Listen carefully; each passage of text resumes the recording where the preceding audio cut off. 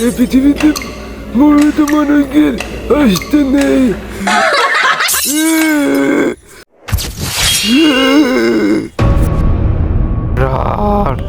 Escape Story.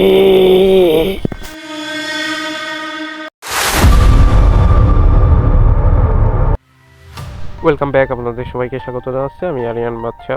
আশা করছি আপনারা সবাই ভালো আছেন এবং ভালোর দলেই থাকেন। আমিও ভালো আছি আর ভালোর দলেই থাকি।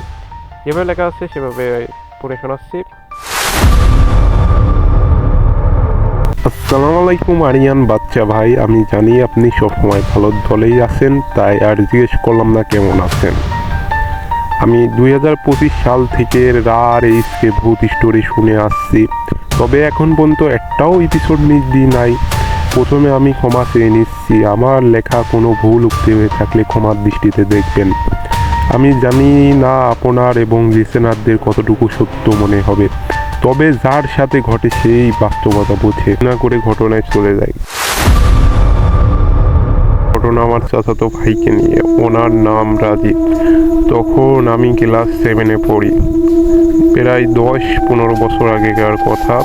ঘটনাটি একটা বাড়িটি কেন্দ্র প্রায় 10-12 বিঘা জমির মধ্যে। রাজীব ভাই হলেন আমার মেঝো চাচার বড় ছেলে। তিনি অনেক সাহসী ছিলেন আর আমাদের বাড়ি ছিল পাশের গ্রামে। রাজীব ভাই একদিন তার বন্ধুদের বাসায় বিয়ে খেতে যায়। তারপরে রাজীব ভাইকে আর খুঁজে পাওয়া যায়নি। কি হয়েছিল সেই রাতে রাজীব ভাইয়ের সাথে, বলছেন তার বন্ধু। এক হাকিমপুর গ্রামে ছিল এক পুরনো পরিত্যক্ত বাড়ি। লোকজন সেই বাড়িকে নীল বাড়ি হিসাবে চিনত। গ্রামের কবিরাজদের দাবি, সূর্যাস্তের পর ওই বাড়িতে জানালাগুলোতে কেউ নাকি তাকিয়ে থাকতো, মানুষের নয় অন্য কিছু। এক শীতের রাত, কুয়াশায় পোড়া ঢাকা গ্রাম।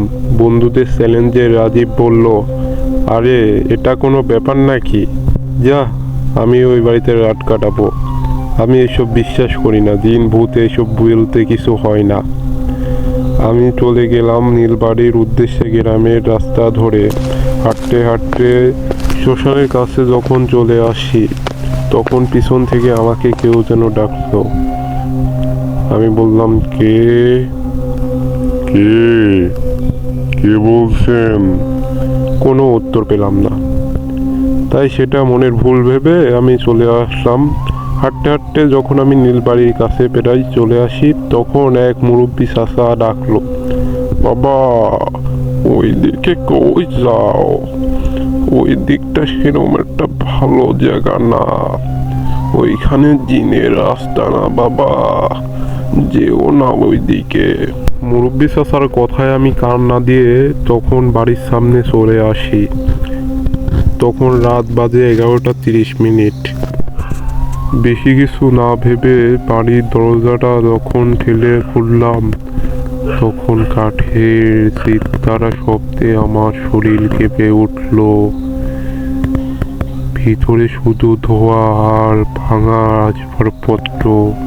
হঠাৎ কোথা থেকে ঠান্ডা বাতাস এলো, কারণ নিঃশ্বাস যেন আমার পাশ দিয়ে সেয়ে গেল। এবার দরজাটা একা ধীরে ধীরে নিজে নিজেই বন্ধ হয়ে গেল। এবার আমার বুক ধড়ফড় করতে লাগলো। হঠাৎ উপরে মেঝে টপ টপ করে পানির শব্দ হলো। আমি বললাম, কে কে ওইখানে? কিন্তু কোনো শব্দ নেই। এবার আমি ভয়ে দৌড় লাগালাম জানালার কাছে। বাইরে লাফিয়ে পালাতে চাইলাম, কিন্তু তখনই জানালার কাছে কিছু একটা নজর পড়লো আমার।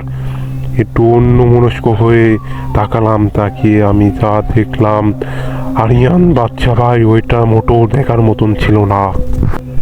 দেখলাম কাছের অপর দিকে দুটো জ্বলন্ত চোখ তাকিয়ে আছে আমার দিকে। চোখ দুটো বড় মানুষের চেয়েও অনেক বড় বড়, ফাঁকা, কালচে ভরা। মুখ থেকে জিহ্বাগুলো বড় বড়, কি বিভৎস চেহারা। আর কাছে আয় আয়, কাছে আয়।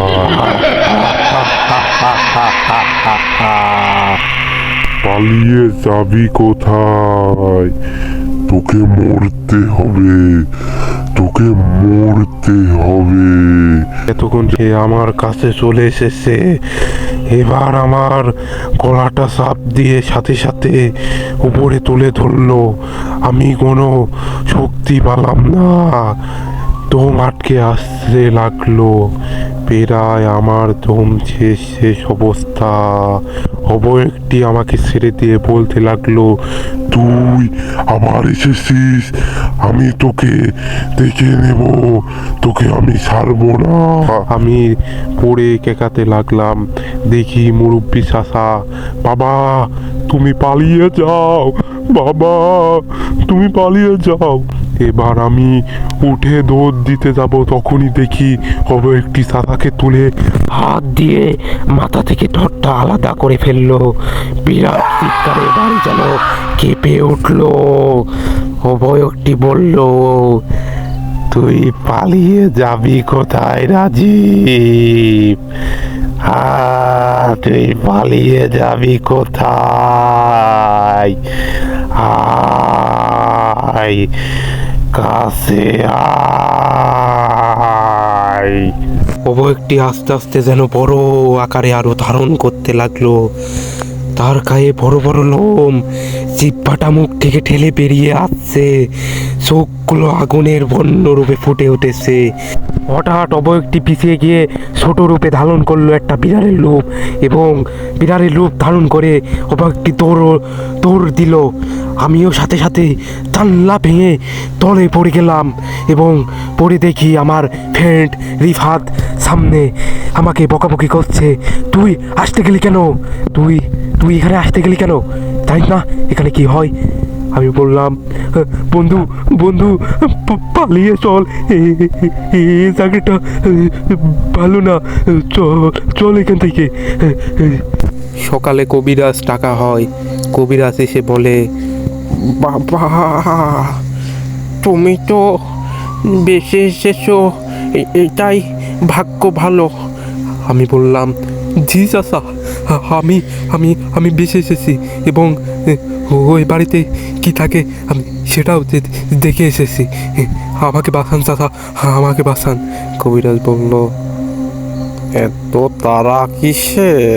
তুমি যে জায়গায় পড়েছো ওইখান থেকে বিচে ফিরা অত সহজ না, বুঝছাও। আল্লাহর রহমতে এখন আমি অনেক ভালো আছি।